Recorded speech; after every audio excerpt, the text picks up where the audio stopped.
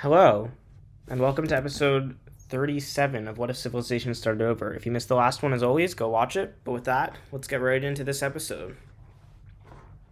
If you missed the last one, it was World War One, so a lot of stuff happened. But yeah, let's get right into this one.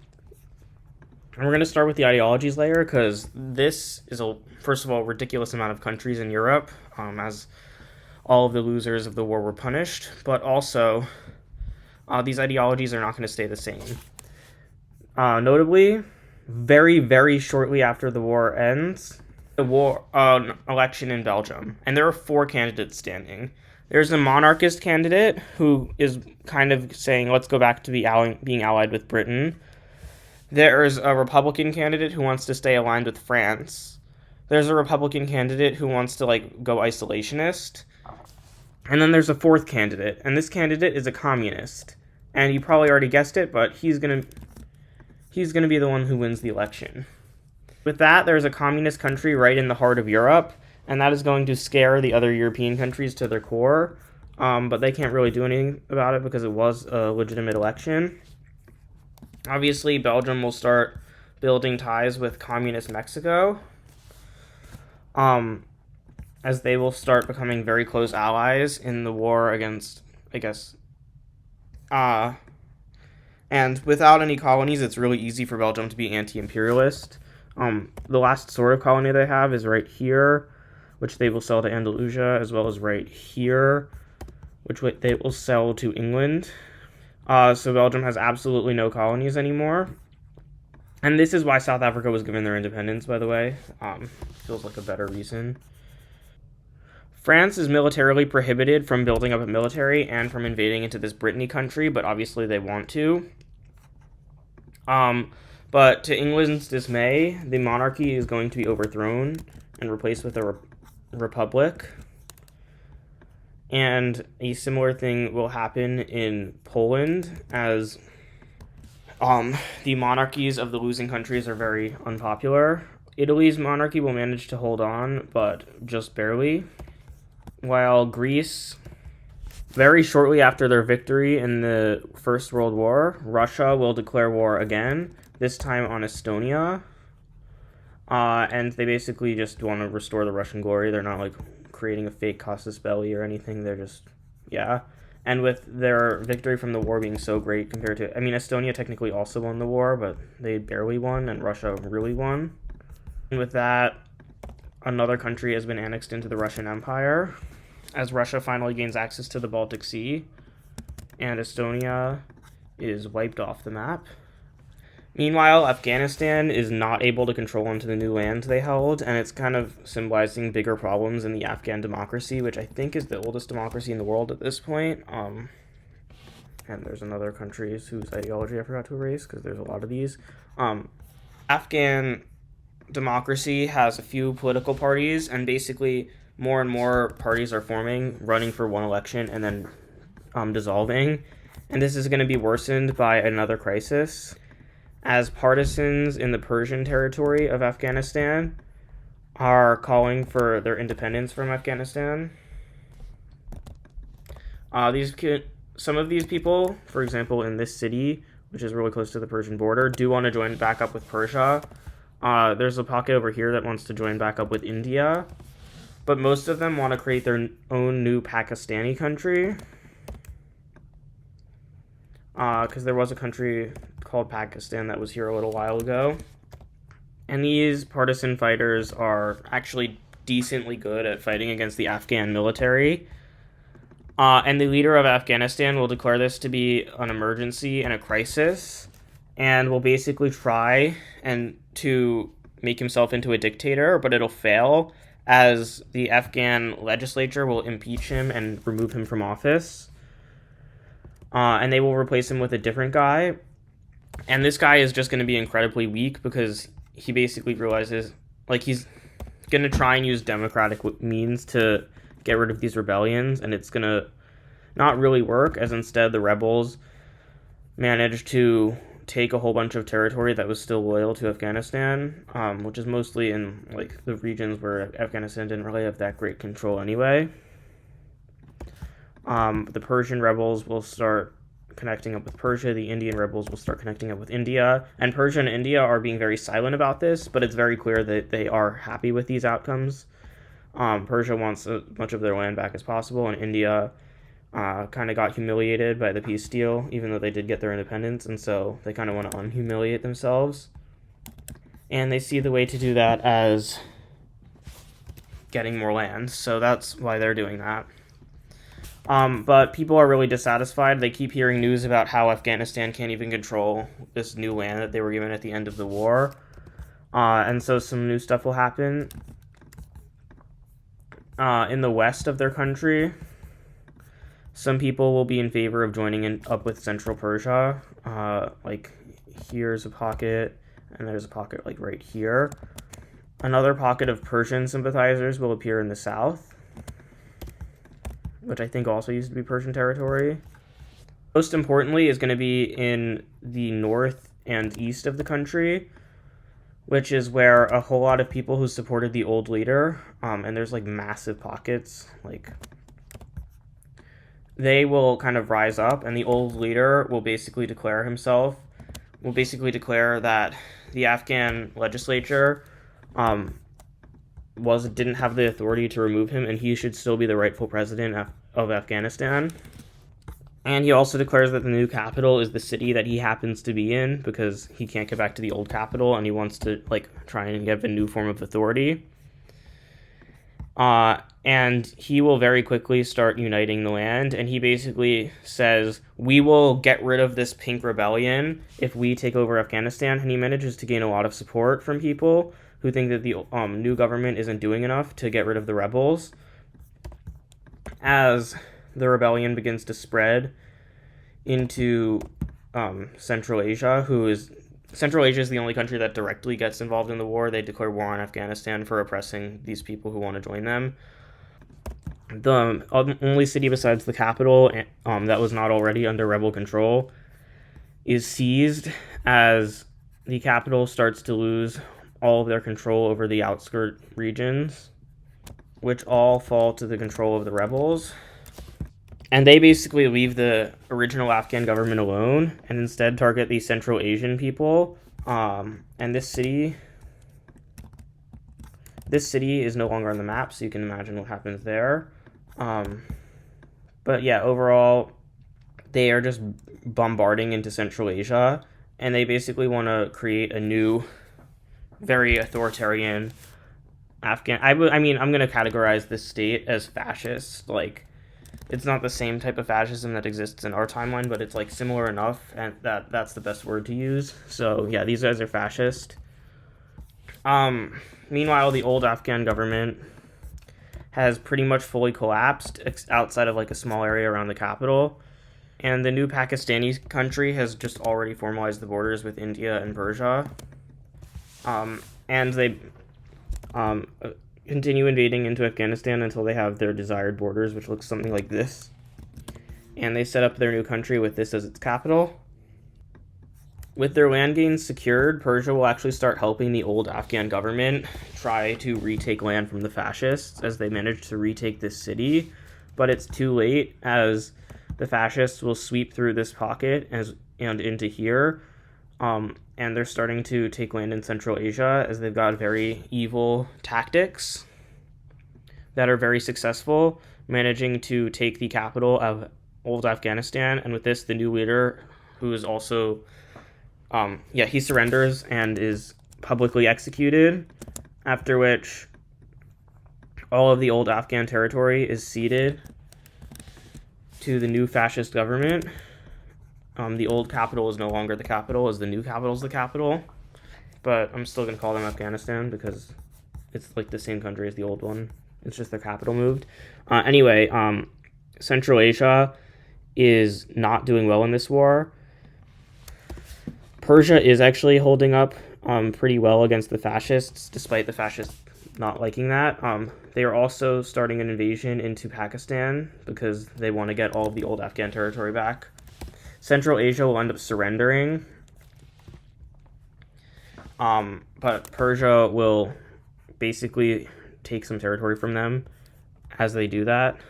And they will start helping Pakistan against Afghanistan, and eventually the Afghan leader realizes it's best to just take what he has and regroup. So that's exactly what he will do, signing peace treaties with both Pakistan and Persia. And also this Indian border is hideous, so we'll just say that Pakistan buys some land from India or something. But as a result of this peace treaty, Afghanistan is obviously no longer democratic. Orange for fascism because it's better, more distinct than just using brown. So orange is fascism, and surprise, surprise, Afghanistan is fascist. They also force Central Asia to be fascist, installing a new leader who's like sort of a puppet leader, but also not really a puppet leader, in the place of the old monarch. Persia will be founded, or Pakistan was founded as a very weak democracy, but they are always at a risk of crumbling. Brazil has decided it's finally time to just get rid of the anti-Brazilian alliance once and for all. These countries are all allied against Brazil, and Brazil basically takes it as a threat to their sovereignty or whatever. And what they do is they basically pay Venezuela a ridiculous amount of money to get them out of the alliance, which then leads to the alliance declaring war on Brazil, which is exactly what Brazil wanted. Venezuela is going to stay neutral in this conflict. They don't want either side. They kind of took the money so that they could be neutral and have the conflict play out for them. But Brazil will start their invasions into all three of these countries, and they're just much stronger than these countries, so they immediately take the capital of Bolivia, while Peru and Ecuador are not doing very well for themselves. Bolivia is cut in half as Brazil starts invading into the southern half of Bolivia. Or, not Bolivia, what is this country? Yeah, it is Bolivia. Anyway, this land will be seized by Brazil as they start forcing the Bolivian government. Anyway, Brazil is actually getting slowed down on this front, and Peru will even manage to liberate this city, and it turns out Brazil can talk a big talk, but they couldn't actually walk the walk, and they're now just kind of bogged down in trench warfare. This is the interwar period, so I know trench warfare was the thing in World War I and not in World War II. I'm not sure if it was a thing around like the year 1922 or so, but we're going to say it is. But yeah, for now this front is going to be stalemated, and we're actually going to do an event in North America while we wait for that war to finish. As the Central American dictator will die, and there's like a big debate about what happens when he dies. Because it's like, should it revert to a republic? Should it revert to a constitutional monarchy? And so what ends up happening is that there's a civil war. In pink, we have the communists, who are obviously supported by the Mexican communists, and therefore are going to exist mostly in the West. Although there is a very big pocket in Nicaragua that will be difficult for the central government to quell. The main government ends up being a very, very weak Republican government, but they're not going to really survive very long. As a new government will take over the capital region, and they'll have to flee into exile in Florida. The government calls themselves the Afghan Front, so obviously they are a very, very highly fascist government that takes over the main area. And then the last thing is going to be a type of government we haven't seen in a very long time, and this is mostly going to be in the urban regions of the country, in the rural regions of the country, as well as in the south. But the region around this city is actually fascist aligned, not black aligned. That's not a thing. There's a big communist region over here, and then the rest is fascist. And this is a theocracy. These guys want to create a theocracy. And the Civil War will commence. But first, let's check back in on the South American War and see what's happened. And the answer is that England has gotten involved. Not on the side of Brazil, and not on the side of the anti-Brazilian alliance, but on their own side. However, it does feel like they're on the side of the anti-Brazilian alliance because they are just invading into Brazil. But they're basically just sending in troops to expand their South American colony, which is their only real settler colony. All the other ones are kind of like... All of their other colonies are very extractive, but there were no Native Americans in this timeline, so this is a settler colony. And all of the people here are English, and like there's a pretty big independence movement, but like it's like the kind of movement where even if they got independence, they would still want to be allied with Britain. So yeah, this is basically just them wanting more land. These guys, like the Argentinians, want more land, not the British. The British couldn't care less. But with this, Brazil will have to withdraw from these fronts, and they hope that by withdrawing from here, these guys will just leave them alone, but they're wrong, as these guys decide that it's the perfect timing to invade into Brazil, and hopefully cause their government to collapse. And the Brazilian monarchy has never been less popular, as Peru will also start an invasion into Brazil, and Ecuador will actually be the most successful, as they just target this city, and basically successfully convert this city into being like a full-on part of their empire, or their country, I should say, because it's not really an empire. The city didn't really want to be part of Brazil anyway. But England's strategy is basically going through and kind of taking a bunch of cities, as well as marching up the coast, which is also heavily populated, even though there's no like super major cities there. And they reach this city, and when they do reach this city, a massive guerrilla movement's gonna pop up, and this is yet another communist movement, and they kind of keep gaining support. They're gonna keep rallying support within Brazil, and the king decides that the best way to deal with the war is to basically go into total war mode. Which actually is very successful at pushing back the English, who, again, aren't, like, fully in this war. Otherwise, they would clobber Brazil and would have already won already. It also pushes back the Bolivians and the Peruvians, although the Ecuadorians are doing pretty well. But it also causes more and more riots against the Brazilian government. I'm going to use this new lighter purple to symbolize where the government is super unpopular, and in fact they have pretty much no control over the purple regions. These guys want a full democracy, and they're tired of Brazilian monarchy. But it also, the democratic movement helps the communist movement to spread, because a lot of people don't like the idea of democracy in Brazil, because the monarch has been very successful in saying how bad it is, and therefore they think that communism is a better alternative. England will kind of just like be like, okay, whatever, and they'll just take what they have and declare it to be English territory, and the monarch of Brazil is in no place to refute them.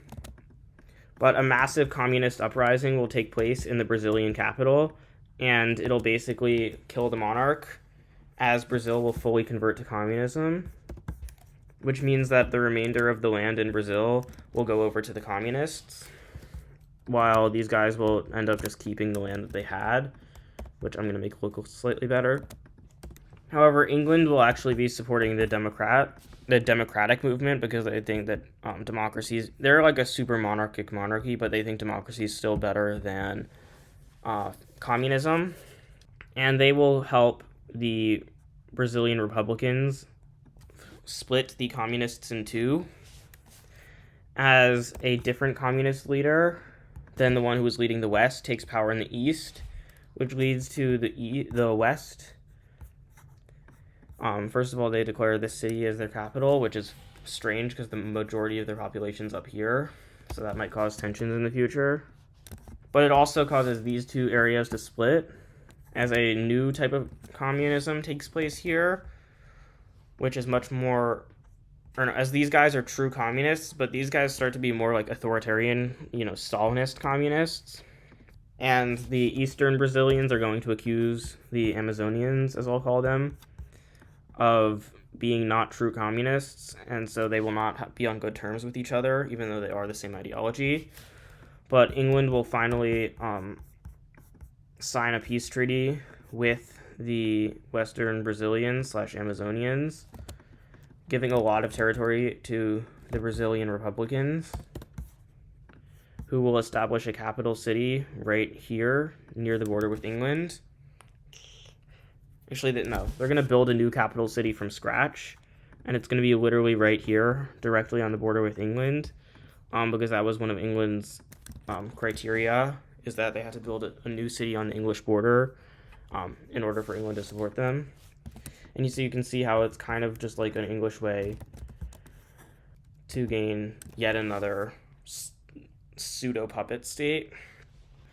But this communist victory in Brazil will kind of embolden the communists as they start taking a lot of ground from the fascists, particularly in this region, as well as taking land from the theocrats. And it turns out theocracy, while it's actually very decently popular here, is just an outdated ideology, not capable of handling modernity, as the fascists managed to take the Darien Gap and start pushing their way up Costa Rica, as well as starting to deal with these guys. However, the leader of the theocrats makes a deal with the fascists, basically saying, why don't we take out the communists first and then fight each other? And since fascists hate communists more than they hate theocracies, they agree to that, as the theocracy and the fascist faction will stop fighting each other for a bit and instead focus on dealing with the communists, which is really alarming to Mexico as they start ramping up their aid to the communists in the region, getting them to have a full border with Mexico, as the theocrats continue to fight against the communists. But in a surprising backstab, the theocrats will then sign a deal with the communists, saying, let's deal with the fascists and then fight each other. And the theocrats will basically completely switch up as the communists start working their way up the Yucatan as well as across into Honduras. And the theocrats will start punching their way back into Panama, basically, because it was kind of undefended by the fascists, who trusted the theocrats a little bit too much. However, the fascists are way stronger than the theocrats, who will then start being pushed back. But the communists are... so the Honduran region of the fascists is getting kind of destroyed from two sides, and Afghanistan is unable to support them, and the fascists will make a strategic retreat from this region to keep the Yucatan as they start doing a massive push into this region. And at this point, the theocrats will betray the communists and try to take Honduras, but it ends up backfiring as the communists start taking a big chunk of land from Nicaragua. But at this point, things are starting to stalemate. The fascists are failing to gain much ground. The theocrats are still losing a little bit of ground to the communists. They finally lose this city, but the borders are kind of stabilizing, and eventually they all agree to a truce to try and heal. And basically, it's supposed to be a ceasefire, but it ends up evolving into like an actual permanent peace treaty, kind of like the Korean War. And so here is what the region looks like post-war. I feel like I've been doing this episode for a while, and there's still so much stuff I want to do. But that's fine, because we can save some of it for the next episode. But let's do one thing. Belgium, with their new communist government, will begin an invasion into, I guess I could call them the Netherlands. They're kind of a Dutch country. And they will very quickly be forced to surrender. However, they will, before they do that, they will sell a bunch of their land to Germany and to Denmark to try and keep as much of their land out of the communists' dirty paws as possible. And with this, communism is at an all-time high in popularity in Belgium. Right, they're just starting the communist reforms that are always popular at the start, before people realize the long-term effects of communism, and they just won a war. So communism is at an all-time high in popularity. Meanwhile, Germany is a country that no one in Germany really thinks should exist. There's a lot of people who want to join Belgium, a lot of people who want to join Poland. Some people want to join Croatia. Some people do want their own independent country, but they don't think it should include all of the land that it does. Basically, the king of Germany was a guy who was working with England from within Belgium to basically carve out his own state, and that's why England actually made it, because it was like part of the reason that Belgium's government was so unstable. But the king of Germany will die. He's not assassinated; he just dies. But he was like very young. He was like in his 30s, and he has no heirs. And the entire idea of a German country is kind of seen as silly by a lot of people, as the entire German country will collapse, and this will lead to a crisis that will be solved in the next episode. So thank you for watching, and I'll see you in the next episode. Bye.